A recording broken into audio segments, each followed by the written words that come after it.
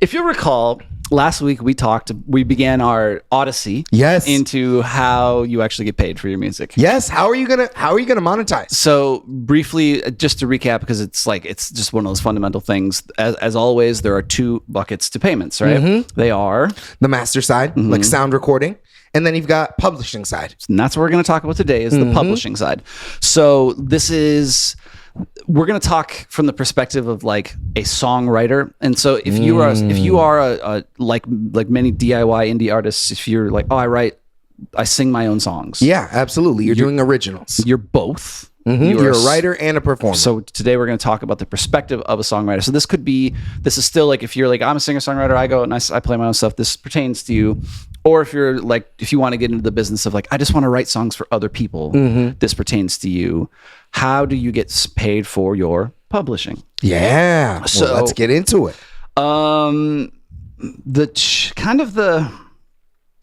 There's two main things to this.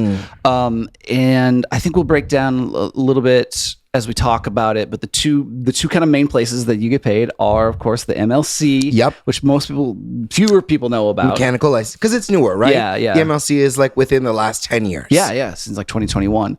And then, of course, the PROs. Absolutely. So, which is, for America, we've got ASCAP and we've got BMI, and then there's CSAC, but that's more larger. And then there's also smaller, and then there's also GMR. Yes. Which is I hadn't heard of GMR. I hadn't heard of that. So this is a very exclusive. It's like even more exclusive than CSAC. So ASCAP and BMI are the ones that like anybody can join. CSAC and GMR are invite only. Okay. So GMR is like a boutique PRO. Interesting. Yeah. I wonder how many people they represent. We could look into it, but it's like they have some big names. I happen to recall as I was looking, because I was like, what's GMR? Bruce Springsteen, for instance. Okay. That's kind of cool. Some legacies. Yeah. So it's like household names are on there. Yeah. So it's not like it's like tiny, but it's tiny in terms of like they collect a little bit higher royalties because they're more exclusive. Yeah, they negotiate differently. Yeah. So let's talk about, how do we want to say this? Let's talk about what a PRO, and then we'll cover PRO. We'll cover MLC, and then we'll kind of talk about publishing deals, I think, if we have time. That makes a lot of sense.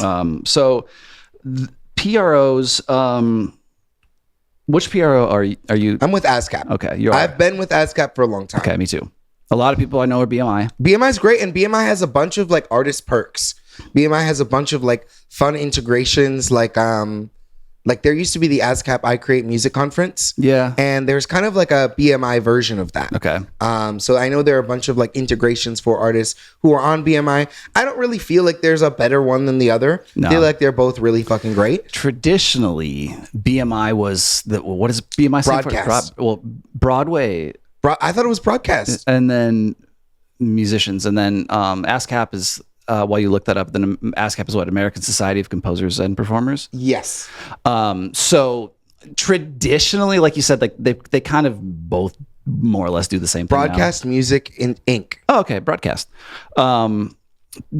Traditionally, like if you're a songwriter, traditionally you would have wanted to have been on ASCAP. Yeah. But these days it's both. Yeah. You know, I think both offer a super competitive product. Yep. Ultimately they're both going to track where your songs are being played and get you paid for it. Do you remember why you joined ASCAP originally? I think I actually joined because when I was in college, I wrote for this thing called NSAI, which is the Nashville Songwriters. So I think that was just kind of like the track that was easiest to me. And it was like the name that I was most affiliated with. I think at the time, because NSAI is affiliated with ASCAP. With ASCAP. Yeah. So I think also at the time when I looked at, this isn't true anymore, but when I looked at the BMI site then, it felt a little bit older. It felt like I remember that. Yeah, it had like this 90s vibe to it. And I'm like, ASCAP seems more modern, seems more like me. And so I went with them for that reason. But since obviously their site has been updated, all of those same resources have been kind of like brought into the modern era. Yeah. So I joined ASCAP because it was cheaper at the time to Yeah. join. And I think it might still be. But the labels on BMI, so I get to work in both worlds. And they're equivalent products. They just kind of have like, there's like, when I'm doing stuff on ASCAP, sometimes I'm like tearing my hair out, and then when I'm doing stuff on BMI, sometimes I'm like tearing my hair out. Toaster bathing. Yeah. yes, very relatable. So what are the two things? One of the things you quickly get into when you're setting up your PRO world is there's actually two sides to your PRO, right? There's the songwriter and then the company. What do they call that? Publishing. Yeah.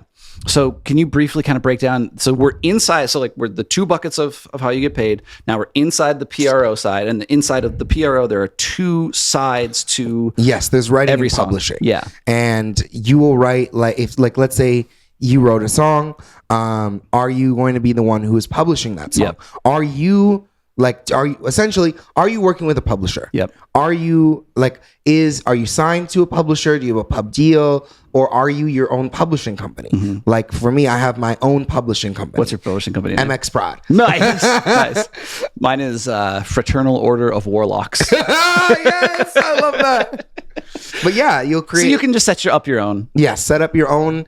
Because essentially, if you don't, you're not going to collect about 50% of your revenue. Well, not about. So you're not going to. It's not about. It's exactly. But yeah, so if you don't do it, you're just losing money. Yep. And especially for independent artists, artists who don't have a publishing company, aren't working with a publisher, like aren't signed to a pub deal, then this is a really, like, you should be doing this. Yeah. You should absolutely be creating a publishing company and like using that. This is like really basic. So, and when you're inside of your, I know a lot of people use like TuneCore and DistroKid. When you're inside of there, there are places for you to fill in that information. Yes, for you to put your publishing company, because that information goes out, and then that's how they like. That's how those are connected to like your ISRCs, which is like kind of like barcodes or codes for your songs. For your individual song identifying number. Those songs are like in a central database, and then that's how they figure out kind of who got played where and how you're going to get those royalties. How do we track where your song was played? And this is the way. So before we get into the publishing deals, which I think is really cool, I think that one of the things that's worth noting. No, first we'll talk about LSC. So watch this transition. Yes. One of the things that we're gonna do. This might be a long transition, but I think I can do it. I'm ready. One of the things that's worth noting is that in order to run a business or a place that publicly plays music, you need to have a licensing agreement. Yes, you with do. ASCAP, BMI, CSAC, and JMR. If you don't, you're in, like, it's on you. Like, essentially anytime you play music, you're not gonna be like counted as playing the songs. You could also get like fined. They'll come after you. You could get fined for real. Yeah. Did I tell the story on the podcast or just between you about the coffee shop or the venue that had a no covers policy? Tell us again. Okay, so this is many years ago. A really very cool shout out to Wusos in Duluth, Minnesota, who many years ago didn't have agreements with the ASCAP and BMI. Yeah, didn't have and so they had a a perform the coffee shop. They could do performances, and they had a very strict like no covers policy. But of course, over the years, people would just play a cover, right? Yeah, and so they occasionally over the years somebody would play a cover, and occasionally somebody would record that cover, put it on YouTube. Yes, and now ASCAP, I think it was ASCAP, went online, found that all these covers were being performed at this venue, saw that this venue didn't have a license, and based on the evidence of YouTube videos, came after the venue. The venue for of course. Yeah. And I bet they got billed with like hundreds of, or at least tens of thousands of dollars. Tens of thousands of dollars. At least. Yeah. So that's like, I know that kind of sounds a little bit draconian, but the idea is, this is why we like going back to last week's discussion about like the guys whose music was being played in cafes. The idea is, well, you don't have to play my music in your cafe. No, you can play. You could play royalty-free music. Absolutely. You could have your stepson playing the recorder. You could, as long as it's not covers. Right. It's Your like- stepson could yeah. play the recorder playing original songs. Yes, like original songs. Yeah, like, or like public, like Hot Cross Buns is in fact public domain now. You could go back into the But because you chose to play copyrighted music. you have to get a license for that. And that's the thing is you can choose to get a license for it. Yeah. There is, see if I have the word for it, but I think it's just a performance. performance rights. Yeah, I think it's a performance rights license. So this is Performing rights license. non-perfunctory. You don't have to get this license. However, this is where the transition comes. All of that was to say this transition, which I think you should appreciate. Boom. The MLC covers compulsory licensing. Yes. So you don't have to get a license or do like from a venue side to deal with the MLC. Yes. But as a performer, As an as a songwriter, Yes. you still need to register with the MLC. So do you know what the MLC collects? It's mechanical licensing Collective. mechanical licensing collective. So they collect your mechanical rights, your mechanical royalties, essentially. Specifically for physical streaming ringtones. Yes. Remember that? Yes, I do. And then foreign mechanical. Yeah. And as we mentioned, there's like all this stuff is covered by international treaties. So when you're getting streamed in Mexico, it does come back to you eventually. It Yes. takes longer, but it will come back to you. So the MLC was set up in like 2021. Yeah. And before that, this stuff wasn't being collected. No. The rates for this are set by Congress. And And they do a ton of advocacy as well. Yes, they do. The MLC has done an incredible job with just like music advocacy and getting some like boots on the ground for us. yes, absolutely. Yeah, they're like, so number one is you got your song up on TuneCore or DistroKid or CD Baby or Symphonic or Wherever. Lander, and so you think I've got all the money I'm going to get is going to come to me. That's not true, right? No, it is not. So as a songwriter, let's say I wrote a song and you were performing it. So Oh wow, that's a bad choice for you. it's a bad choice for you too. So because all my songs are just Hot Cross Bun remixes. So we're not even gonna be able to license it. so yeah, so I wrote a song, you're performing it, right? So now from my perspective, I need to register my song with my PRO, which happens to be ASCAP. I self-administer. We're going to get to that in a second. I don't have a publishing deal. So I'm just going to register myself as the publishing company and as the songwriter. Yep. So I get 100% of that because you're not going to collect on the publishing side of No. my song. No. because you're just performing. The only situation where that would happen is if, say, you wrote it, I performed it, and we were distributing it through, say, MX Prod. And then you wanted to retain, we could make an agreement. Oh, that's your license. Yeah, yeah, exactly. Yeah. That's the only time when you would really have like a split with your publishing. So either like, hey, Augustus, I'm gonna sign you. Yeah. You're gonna be an MX Prod artist. Yeah. And or like, hey, I just want to work with you on this individual song. I'm gonna help you. I'm gonna distribute it through me, and maybe I'll give you 50% Yeah. of your publishing back. So we're at a 50-50 split. But I wouldn't do that. No, we would not do that. I would like that's like a deal that somebody offered me that deal. Like for the most part, I've not taken that deal. Yeah, no. but that like when you get more leverage when there's bigger artists. Like if I wrote a song, I know this happens. If I like write a song and it's going to end up like on like a Jay-Z verse, like they'll do shit like that because they're like, well, do you want your money? Do you want your song on a Jay-Z verse or not? And like you're like, well, I guess I do. So I'm gonna take 10% of your pub, or 50%, or 100%. and you'll just get that, and Yeah. that happens. But like as an indie deal, you won't get that. So there's one. I want to talk about pub deals really quickly. We kind of want to talk about what a publishing deal is and how they work. So the first one, I think, just to get out of the way, we already mentioned is the self-managing, which is to say there is no pub deal. Yeah. There's no third party involved. Yes. You're just It's you. Yeah, you're just Fraternal Order of Warlocks, just collecting all your money. You're going to bat for yourself. You're just making it happen. You're doing all the legwork yourself. There are. Let's talk about a traditional publishing deal. Okay. So what's this is like a Nashville deal. Traditional publishing deal would be I'm signing. If I'm the publisher, Yep. I'm signing a writer to me. I'm going to now take your publishing. Yep. That's really how I'm going to get paid, is through your publishing. But I'm going to provide you something back. I'm going to help you. I'm going to help you, whether that's through sync deals, whether that's through maybe I've got some industry connections Yeah. where I can help you get your music placed in other ways, And- utilize your catalog in different ways, and help you make more money than you're already making. And you're also going to give me, most crucially, an advance. Yeah, maybe. I might in 2025. I might not. You might not get an advance with your pub deal. Yeah. like it's possible that you sign a great pub deal with like the Orchard. Yeah. And the Orchard is not giving you an advance. They're just agreeing to represent your music. Maybe even I've seen pub deals where it's things like, I'm going to put your music on Vivo. I have special channels of distribution. And so that's the value of our pub deal.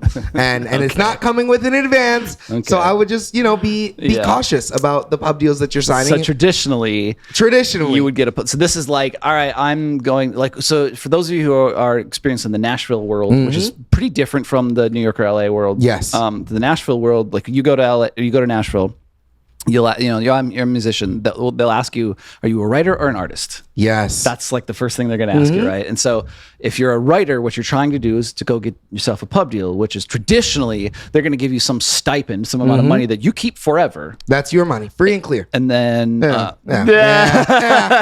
let's restate that. It's usually it's your money that you still need to pay back. It's an advance. that you still need to pay back. So it's the check will clear, but it's not for free. Yeah, I know somebody who was a writer on staff in Nashville in the 90s. Oh, that's a great gig, staff writer. And had a pub deal like that, and just his career just didn't happen. Yeah, it didn't. He's didn't pan out the way we thought it was. No, he's got some cuts here or there, but he's left Nashville. He's just returned back living independent. Yeah, living his own. He's not really in the music industry anymore. Okay, and so occasionally like he'll get a cut or like something will happen. Yeah, but he hasn't had like the thing that would make him a hit songwriter. Yeah.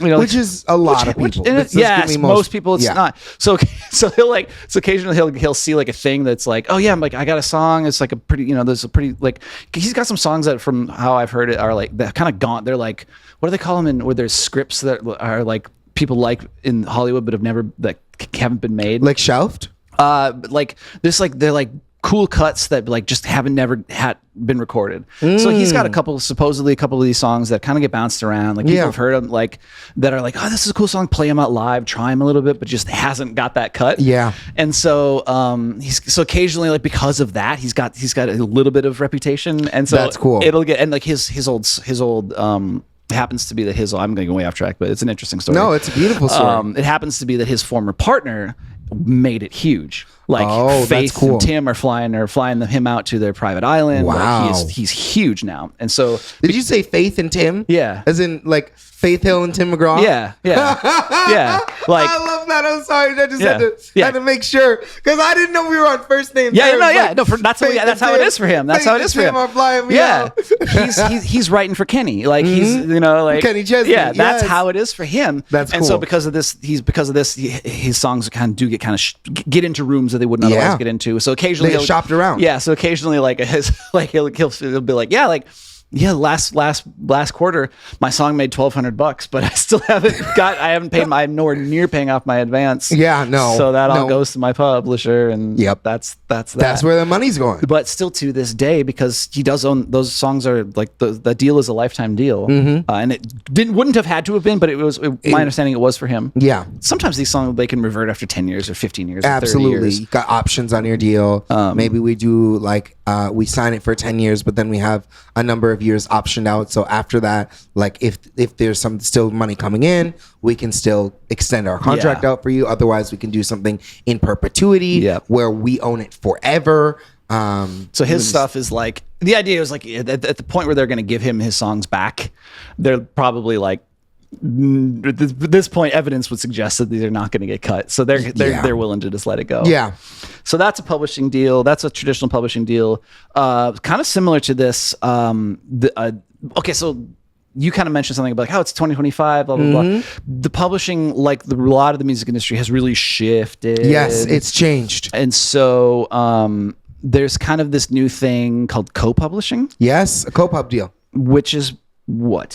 How would you describe a co-pub Why don't deal? you explain this? Because I feel like you could explain this a little better than I could. Yeah, I don't mean to put you on the spot. No. The thing is, like, and you know a lot of this stuff, but we don't rehearse this stuff. So. No, this is one that I'm like, okay, a co-publishing deal is probably where you share publishing. It's exactly like it. so, but I feel like you got more details. No, here. that's exactly it. It's like this would be like once you're a songwriter of some renown who has some leverage. Mm-hmm. So like probably not so much like the person who I was talking about who like doesn't really have any leverage. Yeah. But his partner who's on a first name basis with Tim and Faith and Kenny could definitely do a co-pub deal. He could do at this point like his deal might be he'll say he had a 5-year deal and so now he's on.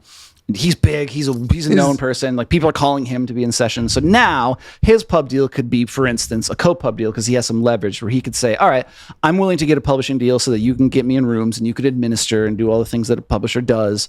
But because I'm a songwriter, I've won a Grammy or two, and I come with my own brand. Yeah. You're not really going to be doing the work that you would do with a brand new writer, with someone who is like, hey, look, I think we could get your songs out I'm there. trying to get we in could rooms. place you. Yeah. We'll build you as a writer. Right. And for that, we'll take 100% of your pub. Right. If you're coming at me, you're like, look, I'm already going to be in these rooms. I'm already doing these numbers. Having me on your roster is valuable. Maybe you're only going to get 50% of the publishing. Right. So that's kind of a co-pub. And that could be like, and it doesn't have to be 50%. This is one of those things. Could be 80, 10, 80, 20, 80, 90, 20, 10. 70, 30. Yeah. Yeah. It could be any 100%. 37, You figure that out. 63. That's right. So that's like basically just 37, 63. Get out of here. right. 41. Nothing. 41, nothing. I don't do math on the spot. That's not what I'm here for. You don't hire me for that. Now there is 59. that I can do. That's quick. That's quick. Now let's talk about look at the sub-publisher. This is real quick. This was new to me. Are you familiar with sub-publisher?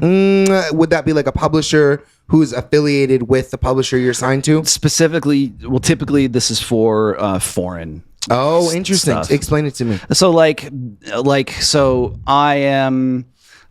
let's say I'm a Spanish language artist, but I'm an American. Okay. So like So you're Bad Bunny? So I'm yes, yeah. So I'm Bad Bunny. Yes. You really look like Bad Bunny. Congratulate me on my really landmark year. It's been a big year for you. Thank you. I've had a really nice year. Mr. Bunny. I didn't want to say it's Mr. Bunny to you. My friends can call me bad, but it's Mr. Bunny to you. I didn't want to say that. I didn't want to use a specific example because like I don't actually know his deal. So let's just say like you are a generalized. Generally, I'm a Latin American, and this is, you'll see why this makes sense. So I'm a Latin American artist. I'm gonna clip this and be like, and so I am because I'm American. I need to be with ASCAP, BMI, CSAC, or G or M.